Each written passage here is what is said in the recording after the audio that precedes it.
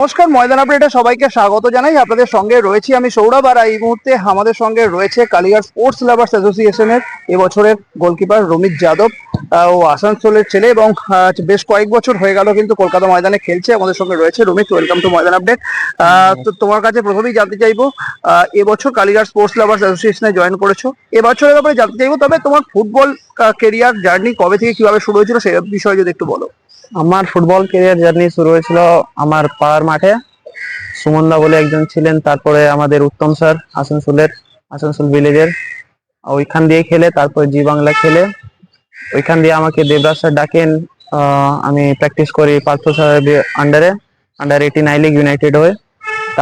তারপরে আমি চলে যাই সেলে, তারপরে এখানে এখন আসানসোলের সেখানে যেখানে তুমি বড় হয়েছো, ওখানে ফুটবলের পরিবেশ বা ফুটবল খেলার কালচার কতটা রয়েছে সেখানে?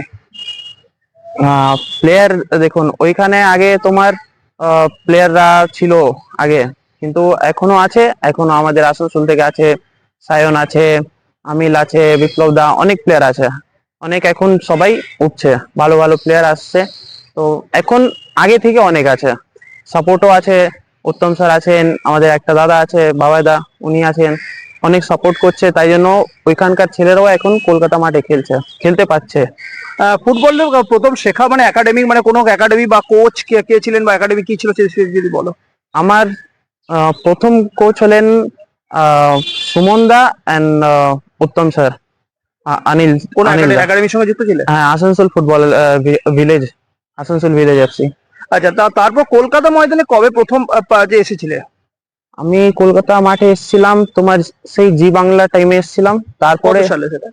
সেটা 19-এ হয়েছে মনে হয়, 18 বা 19-এ হয়েছিল, আমার ঠিক মনে নেই। তারপরে এসেছিলাম আমি আন্ডার 18 আই লিগে, আচ্ছা, ইউনাইটেড স্পোর্টস। কোন কোন ক্লাবে এর আগে খেলেছো কলকাতা ময়দানে? কলকাতা ময়দানে ইউনাইটেড, সেল, মানে শুরুতেই প্রিমিয়ার দিয়ে শুরু? না, আন্ডার 18 আই লিগে ছিলাম তখন। আচ্ছা। তারপরে সেলে ছিলাম, ফার্স্ট ডিভিশন আমরা। তারপরে কালীঘাটে এসেছি। আচ্ছা, তো ফ্যামিলির কতটা সাপোর্ট পেয়েছো, বাড়ির লোক বা পরিবারের কতটা সাপোর্ট পেয়েছো ফুটবলার হয়ে ওঠার জন্য? আমি একটা মিডিল ক্লাস ফ্যামিলি থেকে বিলং করি। আমার বাবা দুধের ব্যবসা করে, কিন্তু কখনো খেলার জন্য বারণ করেনি বা কিছু, অনেক সাপোর্ট করেছে, এখনো সাপোর্ট করে। কি হ্যাঁ, খেল, এখানে সব ইকুইপমেন্ট থেকে সব কিছু যা লাগবে সব আমাকে করে দেয়। তাই জন্য আমার বাবাকে, বাড়িতে কে কে আছেন? আমি, বাবা, মা, ভাই। আচ্ছা, তো তুমি আজকে যে কলকাতা ময়দানে খেলছো, আজকে বড় টিমের এগেনস্টে বিভিন্ন ম্যাচ খেলছো, আজকে আগামীকাল মোহনবাগান এগেনস্টে ম্যাচ, সুতরাং যে বাড়ির লোক কতটা খুশি আজকে তোমার এই সাফল্যের জন্য? আমার বাড়িতে বলতে গেলে স্পোর্টস এর দিকে বেশিরভাগ কেউ নেই। আমার বাবা খেলতেন ক্রিকেট, তাই তাই জন্য বাবা একটু করেন। বাকি তারপরে বাবা খুশি থাকলে আমি, বাবাই দেখে ফুটবল বা স্পোর্টস, উনি বুঝেন। মা কিছু অল্প, বাস ভালো হলেই সবকিছু। আচ্ছা, আর একটা বলো যে এবারে কালীঘাটে বসে আছি, কালীঘাট স্পোর্টস লাভার্স এর দলে যুক্ত হয়েছো।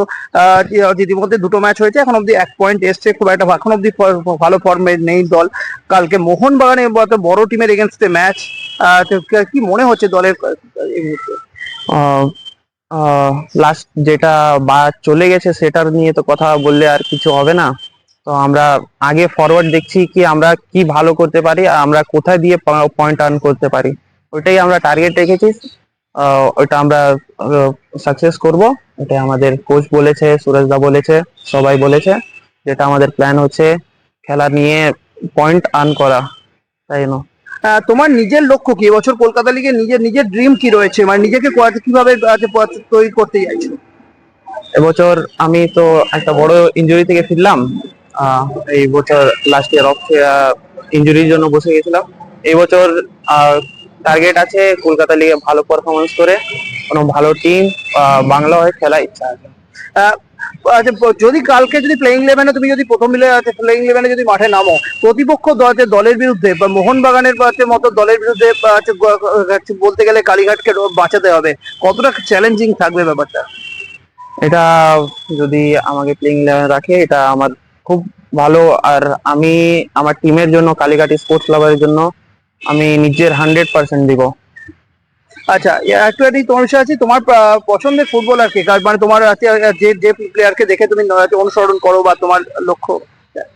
ম্যানুয়েল নয়ার, বায়ার্ন মিউনিখের গোলকিপার। আচ্ছা, তো তাদের কাছ থেকে মানে শিখে মানে তুমি নিজেকে মানে আগামী দিনে তোমার কাছে আর কি টার্গেট রয়েছে, ভবিষ্যতে নিজেকে কিভাবে একজন প্রতিষ্ঠিত গোলকিপার হিসাবে তৈরি করতে চাও? আমি ম্যানুয়েল নয়ারকে ফলো করি। আমি প্র্যাকটিসে যেরকম সুইপার কিপার এর মতো খেলে, টিমকে অনেক লিডারশিপ নেয়, ও ওনার মতন খেলতে চাই।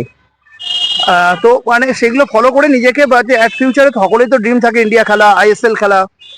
তো এটা স্টেপ বাই স্টেপ যেতে হবে, আমি বলে দিব এখানে, কিন্তু স্টেপ বাই স্টেপ যেতে হবে। তো আমি এখানে যদি ভালো পারফরমেন্স করি তাহলে বাংলার জন্য, তারপরে যা স্টেপ বাই স্টেপ আছে ওটা। Thank you. Thank you.